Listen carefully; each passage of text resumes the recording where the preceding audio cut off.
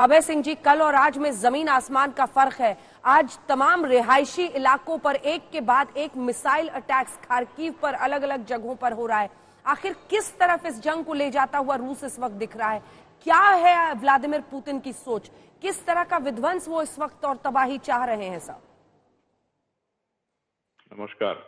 नमस्कार। क्या है व्लादिमीर पुतिन की सोच? तो ये तो मैं कल भी आपके चैनल के तरफ से बताया था। हमारे तरफ से युद्ध नहीं किया जा रहा है, ये एक ऑपरेशन चलाया जा रहा है। जैसे हिंदुस्तान भी कभी कभी सर्जिकल स्ट्राइक करता है। ये ओपन युद्ध नहीं है जो एक तरफ से गोलीबारी हो रही है, दूसरी तरफ से गोलीबारी हो रही है, ऐसा कुछ नहीं है। और रशिया यूक्रेन के आम जनता नागरिकों को बचाते हुए, उनका ध्यान रखते हुए ये ऑपरेशन को आगे बढ़ा रहा है। रशियन सैनिक धीरे धीरे आगे बढ़ रही है। और ये जहां तक धीरे धीरे कहने का मतलब इसलिए है क्योंकि केवल जनता बचाने के चलते वो लोग लिविंग क्वार्टर में जहाँ पे लोग रहते हैं वहां पे छिप के उनको शीट बना के उनके पीछे खड़े हो जा रहे हैं। इसके चलते ये स्पीड जो है धीरे हो गया है। सर्जिकल स्ट्राइक से इसकी तुलना करना सिंह साहब कहां तक सही है? क्योंकि सुपरमार्केट्स पर बमबारी हो रही है, रिहायशी इलाकों पर बमबारी हो रही है। अगर आप सर्जिकल स्ट्राइक्स होता है, सर एक सेकेंड, सर्जिकल स्ट्राइक्स होता है तो आतंकी कैंप्स पर होता है, आप ऐसे इंस्टॉलेशंस पर कर सकते हैं। पर जब आप शहरों में घुसते हैं, जब आप अर्बन वॉरफेयर में आते हैं, फिर ये कुछ और बन जाता है। फिर ये सीधा तबाही का आलम बनता है आम लोगों पर। जो भी रशिया की तरफ से जो भी स्ट्राइक किया जा रहा है वो वहां के आर्मी बेस पे किया जा रहा है। अगर कोई आर्मी का आदमी किसी मॉल में छिप जा रहा है, वहां से हमारे रशियन पे अटैक कर रहा है, तो उसको तो जवाब देना ही पड़ेगा ना। नहीं, लेकिन ये जवाब देते देते आपने बीते दिन, तरह साहब मैं आ रही हूँ एक सेकेंड, बीते दिन भी मुझसे कहा था कि नहीं, हमें यूक्रेन से कोई दुश्मनी नहीं है, हमें वहां के लोगों से नहीं है, नेटो की एंट्री हो गई है इसलिए।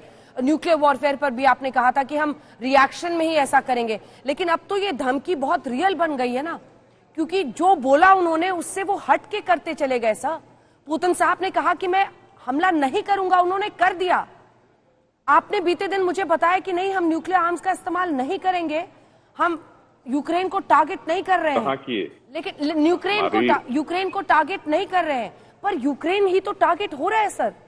शहरों पर थोड़ा टारगेट किया जाता है सर, मिलिट्री इंस्टॉलेशंस पर टारगेट होता है। ये तो अर्बन वॉरफेयर है, ये तो शहरी इलाकों में सीधा युद्ध है आम लोगों के खिलाफ।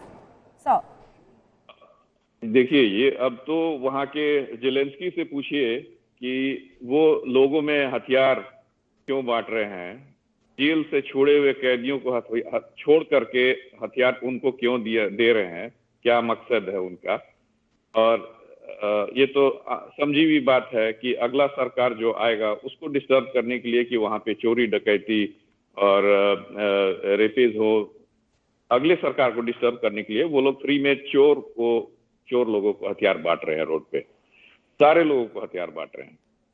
और जहां तक मॉल पे हमले की बात है, तो अब मैं रिपीट करूंगा कि अगर हमारी रशियन सैनिक वहां खड़ी है, उसको मॉल में छिप के पीछे से शूट कर रहा है, तो रशियन सेना क्या करेगी? बैठी रहेगी? या फिर उसका कुछ करना पड़ेगा ना। तो मिसाइल गिरा देंगे सर वहां पे? नहीं, मिसाइल केवल गिराई जा रही है केवल आर्मी के अड्डे पर। सुपरमार्केट पर बॉम्ब गिरा दिए जाएंगे।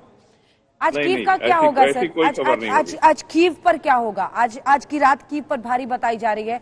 बीते दिन से आप लोग कह रहे हैं इवैक्यूएट कीजिए, खाली कराइए, सीधा टारगेट्स भी बता रहे हैं।